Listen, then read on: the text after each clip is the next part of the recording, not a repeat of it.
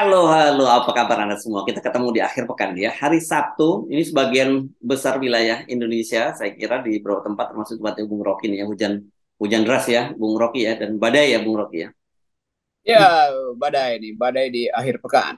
Wis, Tapi badai yang lebih bahaya, badai di depan Monas. di depan Monas. Kalau zaman dulu ada lagu lama, tuh lagunya grup lama, God Bless, Badai di bulan Desember. Ada lagunya Oh, itu. itu God Bless sudah antisipasi. Memang Ya, badai bulan Desember itu berakibat berantakannya di bulan Februari yes, politik. salah. Ya, saya salah. Bukan God Bless luar biasa. AK Group, Ucok Harahap. Jadi Oh, salah. Aka Ya, Ucok yang ya, biasa ya. bakar-bakar di Ya, ya. stadion Bangkok. Tapi lagunya melankolis. Mari kita bicara soal situasi politik di dalam negeri ya. Ini memang sudah seperti kita perkirakan datangnya lebih cepat. Memang tahun politik ini datangnya lebih cepat. Baru bulan Januari, tapi banyak sekali perkembangan politik yang mengejutkan kemarin. Tiba-tiba saja Demokrat itu sepakat untuk mendukung Anies Baswedan dan mereka mengesampingkan dulu soal siapa yang akan jadi cawapres. Yang penting pokoknya 20% dulu, gitu ya. Nah, di tengah situasi seperti itu dan kelihatannya tinggal soal waktu aja PKS ini, bukan kemarin seperti Anda sebut juga time is money. Itu tiba-tiba saja Pak Surya Paloh bertemu dengan Pak Jokowi dan perlu keterangan teman-teman di Nasdem itu dipanggil secara mendadak. Mari kita baca Bung Rocky kira-kira apa ini yang terjadi. Kelihatannya Pak Jokowi harus terima fakta bahwa Anies itu unstoppable. Hmm. Jadi mau diputar kiri, mau diputar kanan, perselisihan antara Jokowi dan Megawati itu bukan faktor untuk menunda keputusan presiden tentang Anies boleh maju apa enggak tuh. Karena Anies itu udah diasuh oleh satu situasi yang menginginkan ada perubahan politik. Jadi kegagalan Pak Jokowi untuk memprediksi bahwa Anies itu bukan diusulkan oleh partai. Anies itu dikehendaki oleh rakyat karena itu dibaca oleh Nasdem lebih awal. Kan begitu. Dan tentu Demokrat juga menginginkan AHY sebetulnya, tetapi Demokrat ke partai yang rasional. Dia merasa bahwa oke, Anies ada di depan. Kalau AHY lakukan counter force itu untuk imbangi Anies, justru terpecah uh, kekuatan oposisi. Jadi Pak SBY dan AHY tahu tentang yang disebut balancing dalam politik. Karena itu kemarin Demokrat segera mengatakan kami mendukung Anies itu. Soal siapa jadi cawapresnya itu belakangan. Karena publik kan gelisah tuh, seolah-olah Anies itu diombang-ambingkan oleh tiga partai ini. Jadi Demokrat dengan penuh perhitungan melangkah lebih cermat dengan menyatakan Anies adalah calon presiden kami itu. Lalu orang bertanya wakil presiden itu urusan belakangan, yang penting udah dinyatakan bahwa Anies itu akan didukung oleh Demokrat. Nah, demikian juga PKS mungkin dalam 2-3 hari melakukan hal yang sama. Saya kira itu yang kemudian mencemaskan presiden. Karena akhirnya presiden tiba pada semacam ya pragmatisme aja. Di depan dia ada Anies yang terus moncer, sementara tokoh-tokoh yang dia usulkan itu nggak bergerak statistiknya kan. Kan kita nggak bayangkan bahwa nggak mungkin kita bayangkan Ganjar tiba-tiba naik ke 40% itu di mana rasionalitasnya tuh. Karena Ganjar udah diukur per 3 bahkan 3 tahun ini atau 3 semester ini minimal segitu-gitu aja, nggak pernah masuk misalnya jadi 27%, mendekati 30 itu nggak pernah tuh. Demikian juga Pak Prabowo berupaya keras. Pak Prabowo lebih lagi, orang baca statistik Pak Prabowo dari 4 tahun lalu 4 kali menyalek itu udah standar di situ. Anies sebaliknya, Anies itu betul-betul kuda hitam yang mau ditunggangi oleh siapapun itu akan tiba di finish. Karena yang dilakukan Anies sekarang belum apa-apa, dia baru 3-4 provinsi aja udah ledakan dukungannya udah gila-gilaan tuh. Jadi istana akhirnya mesti paham bahwa mereka ini atau Pak Jokowi ditipu oleh lembaga-lembaga survei yang gede-gede Ganjar itu. Jadi Pak Jokowi panik sebetulnya lu panggil Surya Paloh dengan satu keyakinan bahwa bisa nggak Surya Paloh membatalkan Anies, kan pasti bujukannya itu kan nggak mungkin pertemuan itu bukan tentang Anies tuh. Tentu ada banyak basa-basi, tapi sinyalnya pasti untuk membatalkan Anies karena itu yang isu yang berkembang selama ini. Tapi saya kira orang semacam Surya Paloh ya udah keburu basah, ya udah lanjutin aja kan. Dan Pak Surya Paloh kan orang yang dia punya prinsip sebetulnya. Mungkin dia berhitung bisnisnya akan diganggu segala macam, ya nggak peduli lagi. Karena ada watak orang yang nggak bisa diubah. Surya Paloh punya watak yang kuat, yang menganggap bahwa keinginan dia itu pasti akan diikuti oleh kehendak partainya, dan kehendak partai itu yang terlihat aktif. Jadi kalau kita lihat Nasdem itu sangat aktif ngusung Anies kemana-mana, itu artinya Surya Paloh mau berkelahi dengan istana. Kira-kira begitu. Dan saya kira sebenarnya pertemuan dengan Pak Luhut di London itu pasti bagian dari proses ini, Pak ya. Waktu itu ini yang membuka dulu seperti biasa Pak Luhut itu penjajakan. Dan kalau kita bacakan kemarin kita sepakat kita simpulkan bahwa perbincangan antara Pak Luhut dengan Pak Surya Paloh itu seperti juga diunggah oleh Peter Gonta, itu mereka sepakat untuk tidak sepakat lah kira-kira gitu ya. Iya kan, kan konyol nanti. Bayangkan misalnya pada akhirnya Pak Surya Paloh memutuskan oke, karena tekanan politik, pembicaraan dengan presiden, macam-macam pertimbangan, maka Anies tidak kami calonkan lagi. Pada saat itu Nasdem langsung jadi nol. Jadi partai itu bubar akhirnya. Ya, ya, ya, Kan ya. hukuman rakyat itu keras sekali loh. Karena dianggap loh, kenapa ragu-ragu tuh. Jadi Nasdem mending berpikir dia terdepak dari kabinet atau partainya bubar karena menarik kembali dukungan pada Anies tuh. Anies akan berhenti nggak? Tidak, karena Anies sudah masuk di dalam momentum, itu masalahnya itu. Jadi ada tidak ada Nasdem, ya Anies akan jadi tokoh politik terus menerus. Jadi kalau Nasdem tarik dukungan Anies, ya PKS nggak mungkin tarik, Demokrat nggak mungkin tarik, kecuali dua partai itu juga diancam oleh Jokowi karena ada komorbid misalnya. Itu artinya dua partai itu juga bubar kan. Jadi kalau Anies nggak jadi calon presiden, maka PKS, Nasdem, dan Demokrat bubar sebagai partai, dihukum oleh publik. Itu maksudnya tuh. Jadi kira-kira itu pertarungannya. Dan saya kira saya bisa bayangkan di kepala Pak Surya Paloh bahwa enggak lah, gimana kita mau bubarin. Kan ini orang yang punya watak gitu. Pak SBY juga punya watak, PKS juga punya watak. Nah itu kesulitan Pak Jokowi mau menekan orang-orang yang punya watak, kan itu susahnya tuh. Dan watak itu udah diuji dalam sejarah. Surya Paloh dari awal dekat dengan istana, dengan cendana, tiba-tiba jadi oposisi di awal reformasi, bikin Metro TV segala macam tuh, bikin partai tuh. Dari Golkar dia nyebrang karena otonomi. Demikian juga Pak SBY itu berani untuk menantang legasi Megawati ketika dia masih jadi menteri itu, walaupun sampai sekarang konfliknya ada tuh. PKS dari awal punya semacam mission sakra, misi suci untuk menegakkan keadilan. Jadi tiga partai ini nggak mungkin ditekan oleh Presiden Jokowi. Karena orang tahu ya Presiden Jokowi kan di belakangnya cuman ya orang-orang itu juga tuh yang juga pragmatis tuh. Jadi kelihatannya itu yang jadi pembicaraan kemarin. Kita cuma bisa menduga karena tentu itu ada rahasia di Nasdem atau ada rahasia Pak Jokowi. Tapi kan sebagai analis kan kita harus ucapkan kesimpulan-kesimpulan sementara ini. Kan sebenarnya langkah Surya Paloh itu kan mendukung Anies ini kan seperti berpindah kuadran gitu ya, Bung Rocky. Jadi kalau kemudian dia balik lagi ke kuadran yang lama, dia udah kehilangan pendukung di kuadran lama, sekarang dia juga kehilangan di kuadran baru gitu kan, kira-kira yang Anda maksudkan dia balik, jadi no retreat lah ini ya.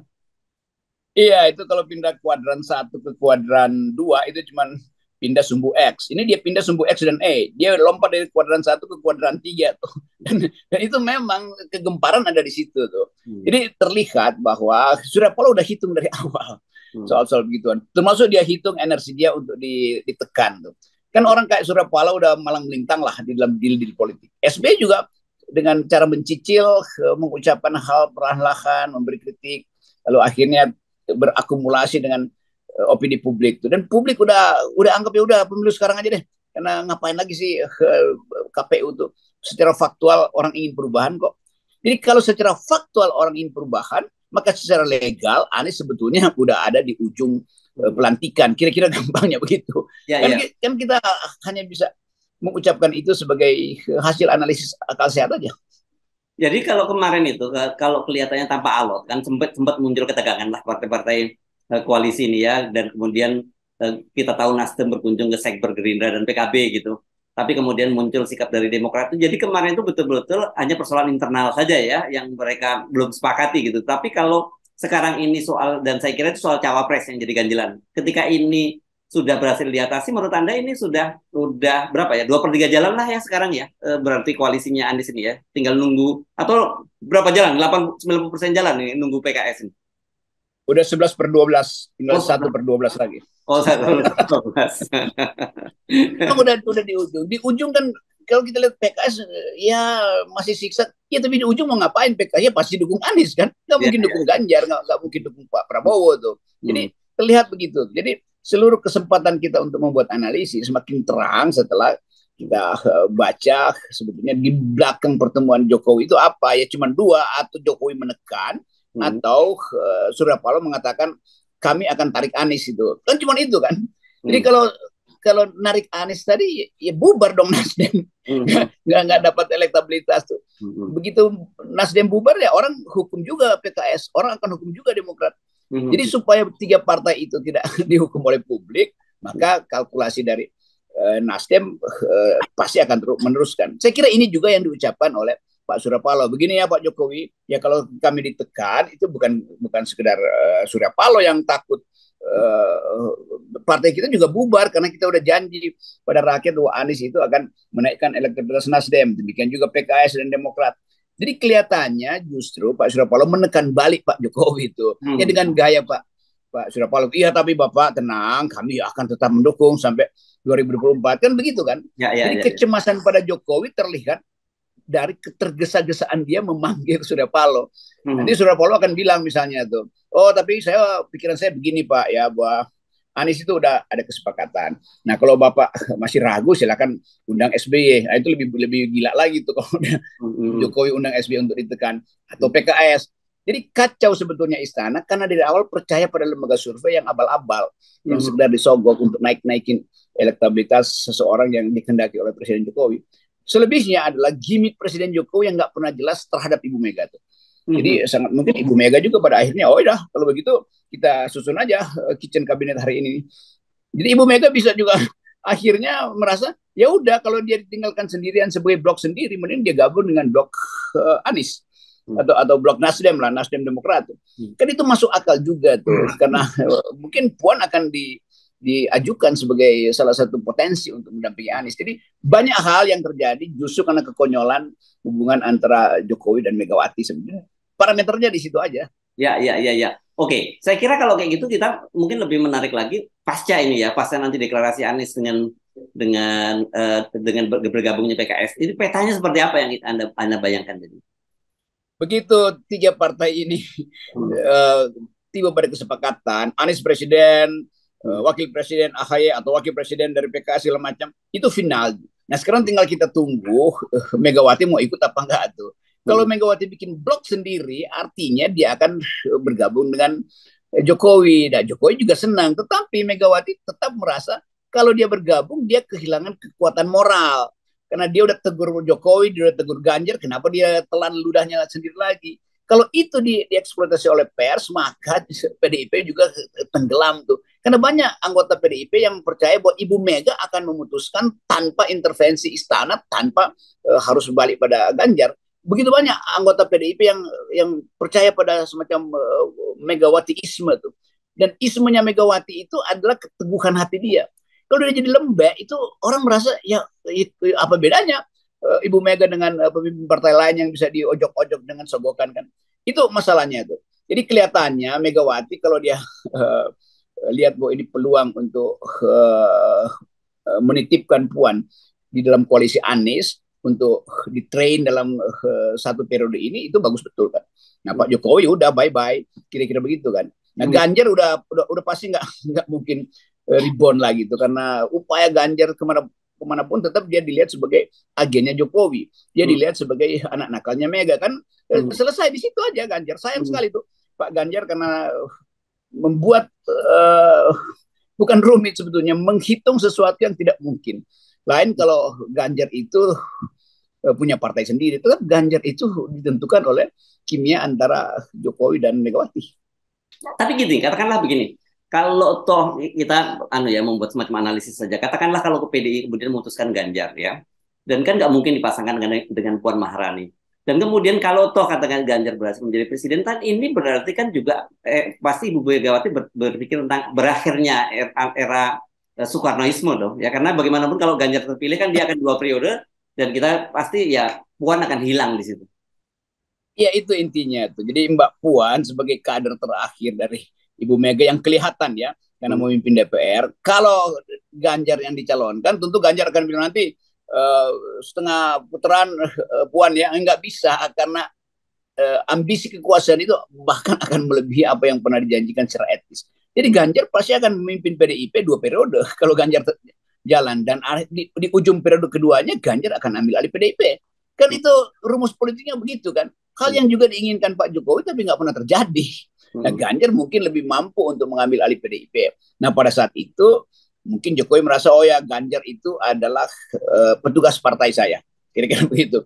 Dan bagi Ibu Mega ini disaster tuh. Ibu Mega udah sepuh dan dia mau pastikan bahwa partai itu tidak boleh lepas dari trah Soekarno. Gampang baca Ibu Mega, karena makin beliau berusia dia makin tahu bahwa dia mesti tinggalkan legasi supaya garis Soekarno itu nggak dipermainkan oleh para tukar tambah ini, para calok politik yang bahkan ada di sekitar dia. Ya, jadi artinya ini bakal jauh lebih menarik seperti kita perkirakan ya Pilpres nanti ya, karena akan banyak, setidaknya tidak seperti skenario yang diinginkan oleh Pak Jokowi maupun PDI hanya 2 pasang calon saja. Itu udah berantakan lah, dan juga akan berantakan urusan penundaan pemilu, itu akan dikeroyok rakyat tuh. Karena ketika PKS, Nasdem, dan Demokrat memutuskan Anies sebagai presiden, itu artinya seluruh persiapan istana untuk menunda pemilu akan batal. Karena ini 3 partai yang pasti akan gerilya kiri kanan untuk membatalkan itu. Bahkan akan ada riot, kerusuhan, atau kekacauan. Karena ini to be or not to be. Bagi Demokrat, Anies presiden itu artinya kesempatan AHY untuk konsolidasi itu.